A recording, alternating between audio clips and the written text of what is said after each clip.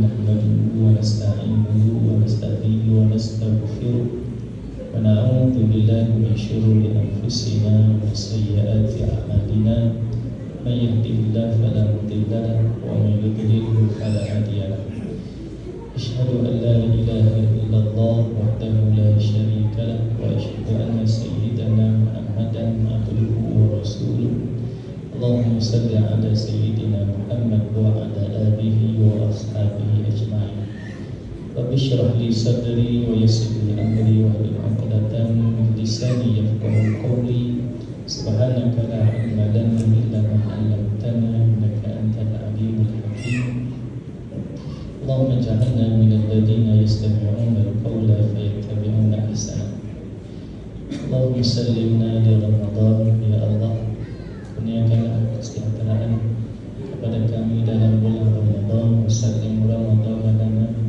jadikanlah Ramadan sebagai kesejahteraan untuk kami. Wa tasallam minna wa taqabbala, serta terimalah segala amalan yang kami laksanakan dalam bulan Ramadan. Allahumma barik lana fi syahri Ramadan, ya Allah, berkatilah kami dalam bulan Ramadan.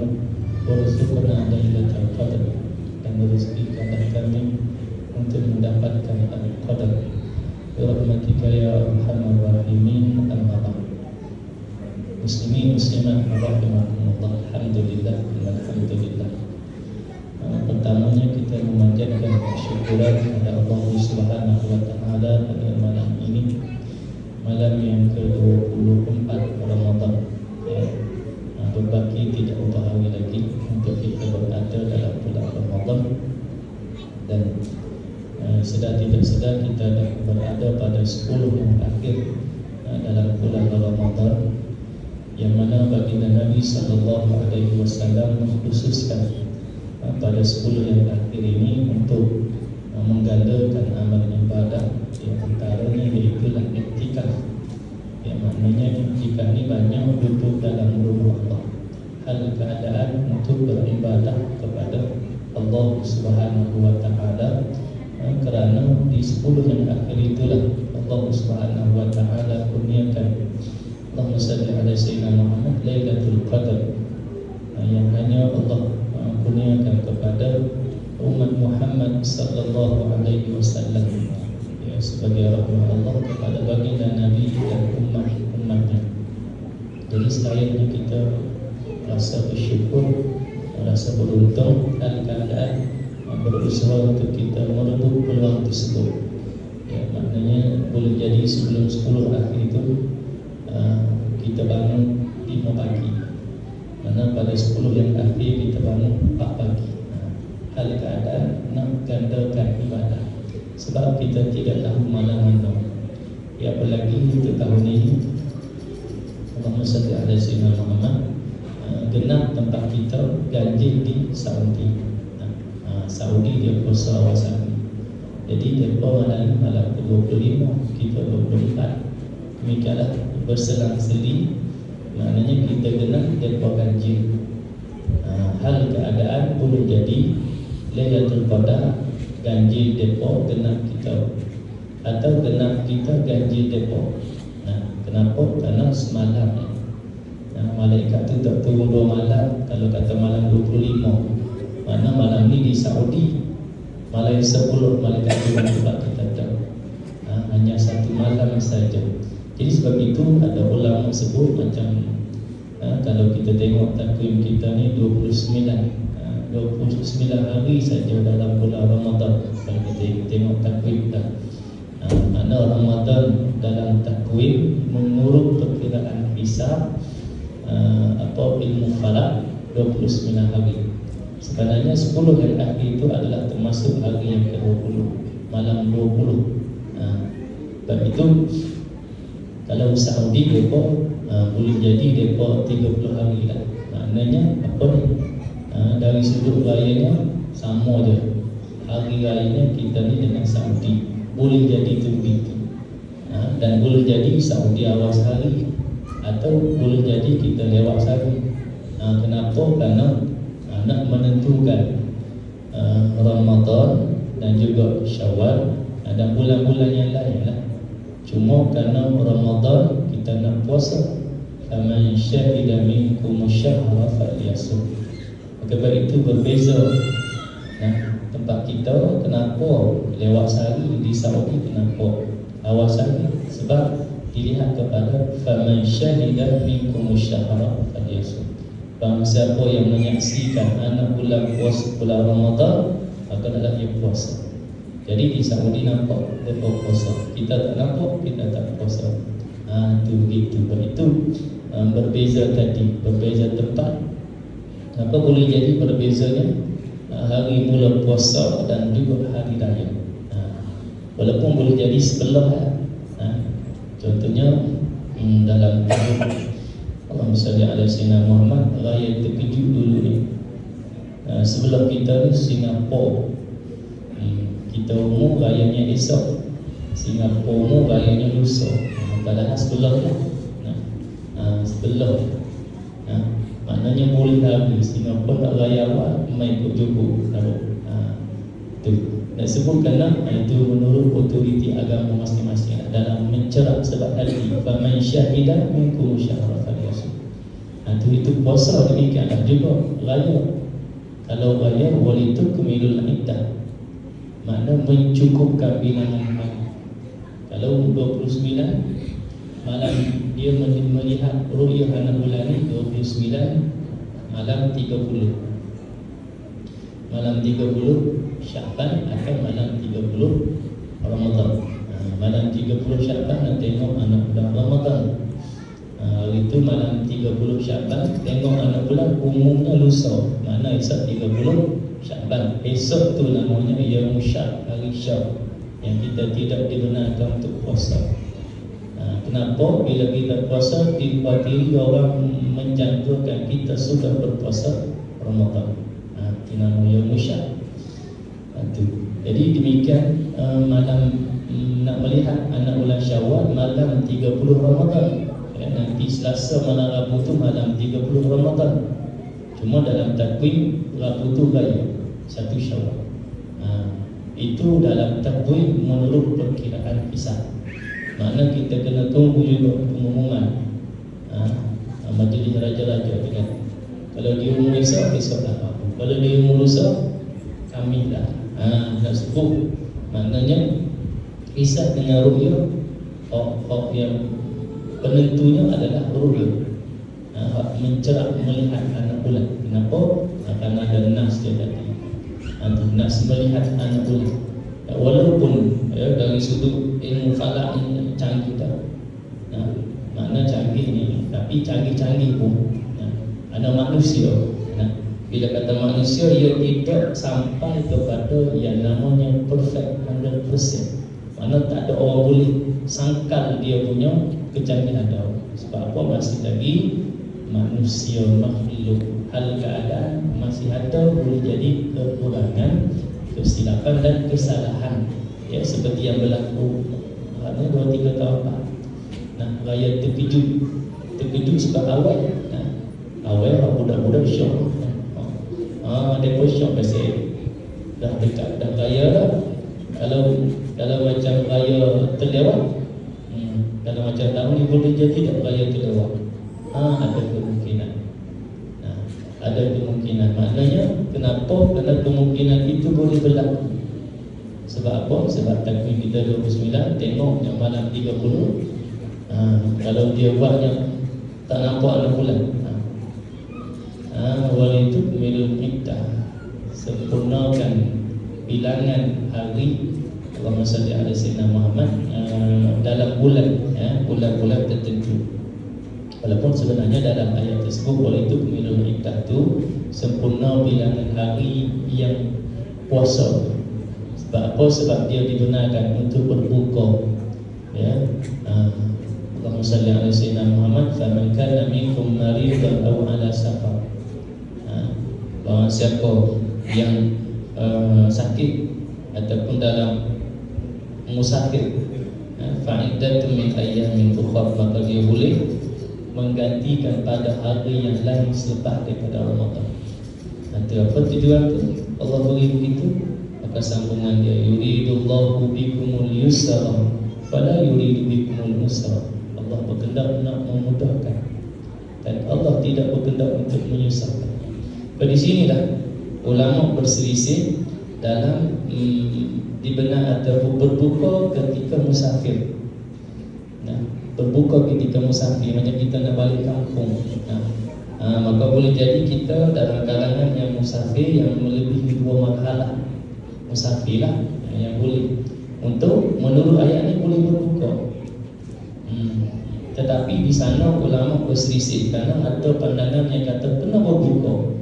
Sebab ada nas hadis yang Nabi dalam bermusafiran, Nabi berbuka dan Nabi menyuruh sahabat untuk berbuka. Maka bila pegang kepada hadis ini, Nabi berbuka dan Nabi menyuruh sahabat berbuka, mana dia membawa hukum suruh.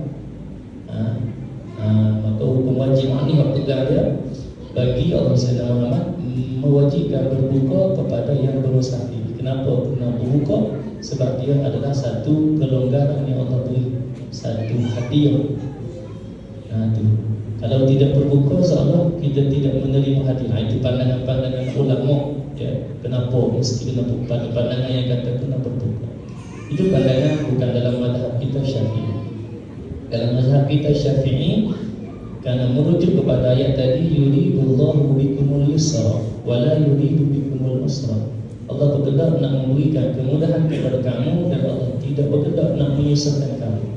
Maknanya kalau orang itu bermusafir dari Kedah balik ke Johor, dia nak balik kampung dia Johor, naik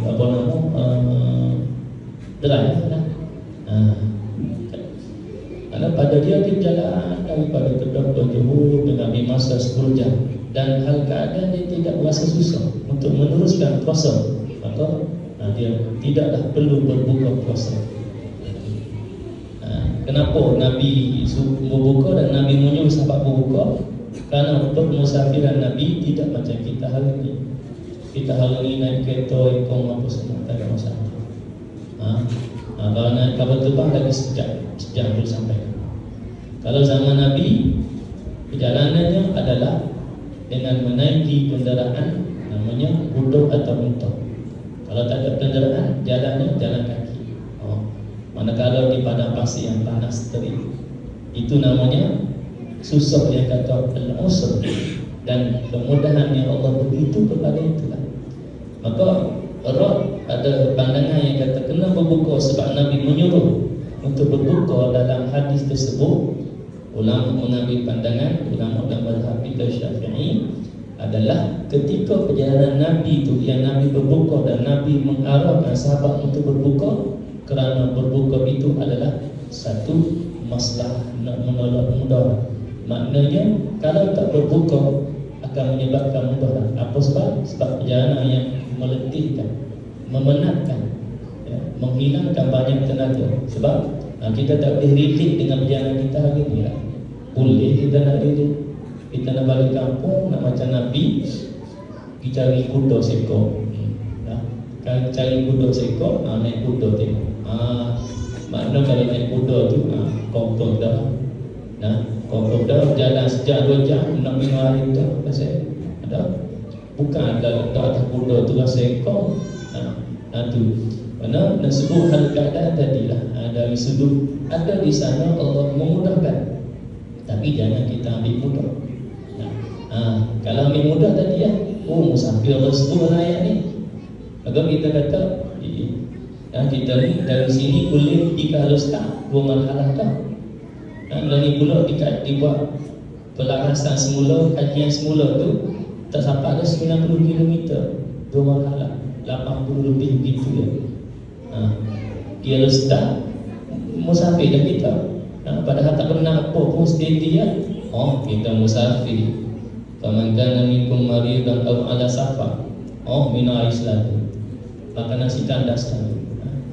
Pergi cari plastik hitam selalu. Dah. Pasal pada kita ada tadi tidak boleh memudahkan. Demikianlah kita berada di akhir Ramadan ini. Janganlah kita bermalas-malasan atau bermudah-mudahan dalam beribadah kepada Allah. Biarlah pada 10 yang akhir ini kita penat pun tak apa, terjiguk tidur pun tak apa. Sebab 10 yang akhir ni bukan dia selalu ada dalam setahun ni, 10 malam ni ya, 10 hari ni ya, 10 hari akhir dalam bulan Ramadan. Ya, kalau kita baca surah Al-Fajr, wal fajr wa layalin ashr. Tafsir ulama mufassirin ayat tu ada 3 pandangan. Pandangan yang pertama, wa layalin ashrin, malam yang 10. Ulama mufassirin mentafsirkan ada 3 pandangan ulama. Pandangan pertama, 10 yang akhir dalam bulan Ramadan. Sebab apa? Satu bulan Ramadan, yang kedua di 10 akhir adalah Lailatul Qadar.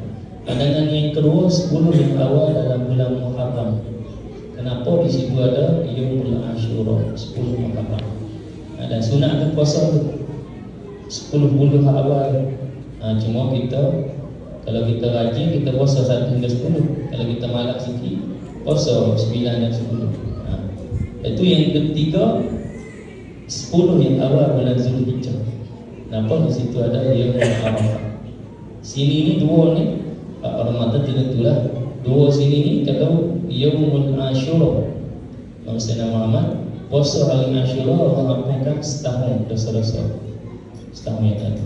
Yaumul Arafah lebih sikit, setahun yang lalu dan setahun yang ke depan. Itu ulama mufassirin sebut 3. Mana dalam 3 termasuk 10 yang akhir dalam bulan Ramadan. Jadi ketiga-tiga pandangan ulama ni kita ambil apa? Mana 10 akhir Ramadan kita sungguh-sungguh. Nanti sikit lagi Zulhijjah dulu dah masuk. 10 yang awal dalam bulan Zulhijjah pun kita ambil 20. Kemudian 10 yang awal bulan Muharram pun kita ambil 10 dulu. Jangan pada Ramadan saja. Sebab dikhawatiri kalau kita ambil bulan Ramadan saja, dia takut jadi kita ni hamba kepada Ramadan. Yang satu seruan, kun Rabbani wala takun Ramadhani, jadilah kamu Tuhan kepada Rabbani Allah. Wala takun, jangan kamu menjadi Ramadhani, hamba kepada Ramadan. Hamba kepada Ramadan lagu mana? Bulan Ramadan, hebat. Ibadahnya hebat. Semua hebat. Baca Qurannya semua hebat. Habis Ramadan, habis. Tu ulama sebut, yang tu adalah orang yang hamba kepada Ramadan waliyadzubillah. Sebab itu dalam bab puasa ni, siang hari kita puasa, matlamat dia adalah la'allakum tattaqun, mudah-mudahan kamu bertakwa. Penentu kepada ketakwaan itu bukan dalam bulan Ramadan. Sebab dalam bulan Ramadan, ialah kita pun akui, kalau dalam bulan Ramadan dengan luar Ramadan berbeza. Saya ada kuliah di sini malam Rabu, malam Khamis, minggu pertama. Itu kalau luar Ramadan lah, berapa orang aja. Tapi ini malam Ramadan penuh. Kenapa? Kelebihan Ramadan lah. Satu, wasufi dan syaitan, syaitan dibelenggu. Tak ada godaan syaitan. Luar Ramadan syaitan berbodoh. Kita nak mari dengan kuliah mari gangguan syaitan. Tu kata Ramadan ni adalah bulan Allahumma salli alaihi wasallam, bulan ibadah. Apa sebab? Mudah kita nak buat ibadah. Kita nak mari berjemaah di surau, mudah. Sama ada maghrib ke isyak ke subuh ke, semua mudah lakukan. Cuma kita nak tak nak ya, hal keadaan mudah sebab tidak ada gangguan daripada syaitan. Yang ada adalah dalam diri kita. Kita bermain dengan hawa nafsu kita. Sama ada kita bermudah-mudahan atau bermalas-malasan, tidak boleh boleh sembahyang umum. Memanglah. Kalau kita tidak mengambil jalan bermudah-mudahan atau bermalas-malasan, kita akan usaha mari berjemaah. Apa sebab? Salat berjemaah itu lebih utama daripada salat secara sendirian. Muslimin muslimat rahimakumullah. Jadi berbaki lagi beberapa hari lagi adalah merupakan masa-masa yang nak disebutkan, masa-masa yang indah, masa-masa yang terbaik, masa-masa yang kita sebutkan tidak ada pada hari-hari yang lain, yakni di luar Ramadan. Sehingga disebutkan kalau seseorang itu meninggalkan puasa dengan sengaja, kalau atas sebab keuzuran tadi, dia ganti kaburlah hari itu. Ini dengan sengaja, kesalahan, dosa besar. Maka walaupun dia menggantikan sepanjang tahun yang selepas Ramadan tu sampai 10 Ramadan tidak dapat menandingi sehari yang ditinggalkan dalam bulan Ramadan. Dan sebut kelebihan masa-masa dalam bulan Ramadan. Itu dari saya sebut, biarlah dalam bulan Ramadan itu, khususnya yang akhir ni, tinggal beberapa hari, 5 hari, 6 hari ini, Allahumma salli ala sayyidina Muhammad. Tak apalah kita penat, tak apalah kita letih, tak apalah kita tak cukup tidur. Hal keadaan kita beribadah kepada Allah. Ya, saya kira masjid-masjid pun menganjurkan qiyamul lail. Kalau kita dapat bersama tu, maka itu adalah satu kelebihan. Kerana masjid menganjurkan qiyamul lail, dapat kita bersama. Tapi kalau kita sebenarnya qiyamul lail disuruhkan adabnya adalah secara sendirian. Cuma biasa bila kita sendiri, takut kita tidak dapat beribadah dengan dengan terbaiklah. Kalau berjemaah kita ikut orang bimbing, orang bawa kita mengimamkan. Kalau kita mampu sendiri tak ada masalah. Sebab sendiri itu adalah lebih utama dalam qiyam. Cuma tadilah kita sebut, bila kita sendiri kita ada dan tahajud 2 rakaat. Kalau berjemaah dan tasbih 4 rakaat. Yang tasbih ini susah nak dilakukan secara sendirian. Melainkan orang yang ada mujahadah yang bersungguh untuk nak mendapatkan apa tu solat sunat tasbih yang disebutkan. Solat agama tasbih ini tiap-tiap hari. Mana tasbih ni kalau dapat solat tiap-tiap hari, masya-Allah. Kalau tak dapat tiap hari, seminggu sekali. Tak dapat juga sebulan sekali. Tak dapat juga setahun sekali. Tak dapat juga, jadilah sekali dalam semua hidup. Mana sekali semua hidup tu, insya-Allah lah bulan Ramadan tu kita dapat lah. Kerana tasbih ni kelebihan dia, dalam solat tu kita bertasbih sebanyak 300 kali 4 rakaat, 75 setiap rakaat. Maka 4 rakaat 300 kali. Lebih kurang pelaksanaannya adalah dalam lingkungan 15 ke 25 minit melihat kepada bacaan ayat kita dalam salat. Muslimin muslimat rahimakumullah. Jadi saya kira sekali itu dululah untuk tazkirah peringatan kita pada malam ini. Mudah-mudahan ianya bukanlah adalah satu jalan. Tazkirah ini, peringatan ini adalah merupakan tujuan untuk memberikan motivasi kepada kita, khususnya di akhir-akhir Ramadan ini, untuk kita nak melebatkan lagi, menggandakan lagi ibadah kita kepada Allah. Maknanya hal keadaan boleh lagi kita perbanyakkan baca Quran. Karena ada contoh-contoh yang sehari boleh baca, boleh khatam 2 kali. Cuma kita tak boleh. Kita tak boleh, tapi kita jangan menafikan orang lain yang boleh buat. Kita kata mustahil boleh khatam 2 kali sehari. Sebab dia kata dia kira. Baca Quran ni masa ni bukan boleh kira ilmu matematik nak kira. Kira semuka 2 minit, tak. Ada orang boleh baca semuka seminit. Boleh. Bacaan hadan bacaan yang paling laju. Laju-laju dia tidak selaju yang di Jawa 23 rakaat 7 minit, yang tu tak betul. Yang laju ni masih kita dengar. Ada share dalam YouTube 8 jam 30 juzuk. Mana 2 kali 16 jam. Manakala orang yang mengulang ni 2 kali dalam sehari ni orang yang hafal Quran. Kalau kita nak banding dengan kita yang tak hafal Quran, kita nak buka Quran lagi, baca dulu merangkak semuka 5 minit, memanglah kita kata kita tak boleh. Tapi jangan kita menafikan orang lain yang boleh. Apalagi ulama mu'tabar atau imam besar. Itu Imam Syafi'i rahimahullah, khatam 60 kali dalam sebulan Ramadan, yang 2 kali sehari. Kita tak boleh, jangan kita kata orang lain tak boleh. Kita sudah seolah bila kita tak boleh, kita menafikan kehebatan orang lain yang Allah berikan. Karena di sana kalau Allah nak beri, tak ada mustahil. Ya. Walaupun dia tu pada kita pelik, maka itu nama dia karamah. Kemuliaan yang Allah nak beri. Lihat saja Ashabul Kahfi, Allah beri tidur 300 sinin wa zadu 9. Yang Allah buat dalam Al-Quran ajaib.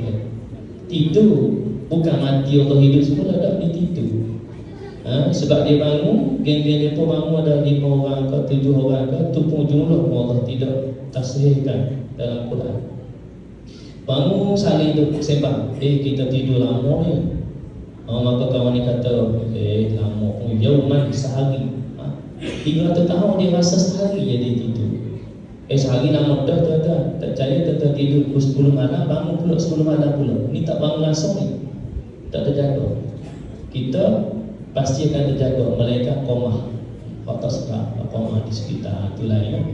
Ni bila kita tidur 10 malam, nak bangun 10 malam, makan 10 malam esok tu, kita akan terjaga banyak kali. Kadang kita dah puas dah, tak boleh tidur, tak boleh dah, nak kata lama. Maka jawab kawan ni pula, bukan yauman, ba'da yaum, separuh hari.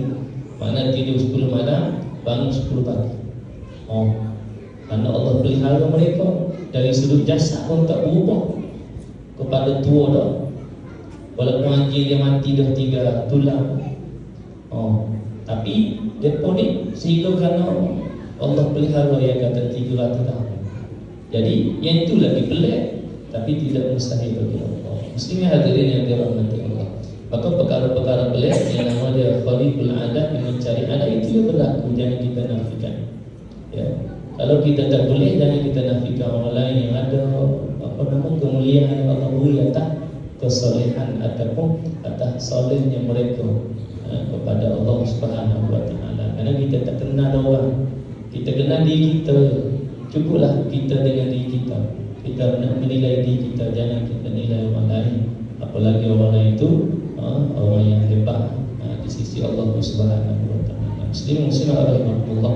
Mudah-mudahan tazkirah ini memberikan semangat serta motivasi kepada kita untuk memenuhi hari-hari masa-masa yang mulia dalam bulan Ramadan ini dengan amal yang soleh.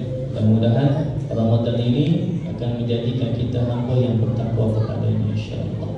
Ya, sekali itulah saya panjang terawih dah tak salah lagi. Ya, kalau ikut mencakap, saya bagi kursi dia jadi lama sikit. Selalu tazkirah berdiri ya. Pasal bila berdiri dia rasa lemah betul, dia nak berhenti. Bila ni tak ada rasa lemah itu, dia duduk memai. Tu jadi sekira kali itu dulu lah pasal kita nak salat tarawih pulau 8 ke 20. 8 ya. 20 sebelah. Jadi sekali itu mudah-mudahan beroleh manfaat dan pelajaran di sisi Allah Subhanahu wa Ta'ala. Mudah-mudahan amalan ibadah kita dalam bulan Ramadan yang telah kita laksanakan dari hari pertama hingga hari yang ke-23 Ramadan, ya Allah Subhanahu wa Ta'ala terima keseluruhannya, dan berbagi ini Allah berikan kekuatan, kesihatan, semangat, motivasi untuk kita nak mengadakan lagi amal dalam bulan yang mulia ini, insya-Allah. Dan mudah-mudahan berakhir Ramadan dosa-dosa kita diampunkan oleh Allah. Mudah-mudahan berakhir Ramadan kita menjadi hamba yang bertakwa kepada Allah. Mudah-mudahan berakhirnya Ramadan, hari Ramadan, masa bulan isinya kita terus istiqamah dengan amalan kita dalam bulan Ramadan, insya-Allah. A'udzubillahi minasyaitonir rajim. Bismillahirrahmanirrahim. Alhamdulillahirabbil alamin, wassalatu wassalamu ala asyrafil anbiya'i wal mursalin wa ala alihi washabbihi ajma'in. Allahumma inna nas'aluka ridhaka wal jannah, ya Allah ya Tuhan kami memohon keridhaan serta syurga, wa na'udzubika min sakhatika wan nar, kami berlindung denganmu ya Allah dari kemurkaan-Mu serta neraka-Mu. Allahumma innaka afuwwun karim tuhibbul afwa fa'fu anna.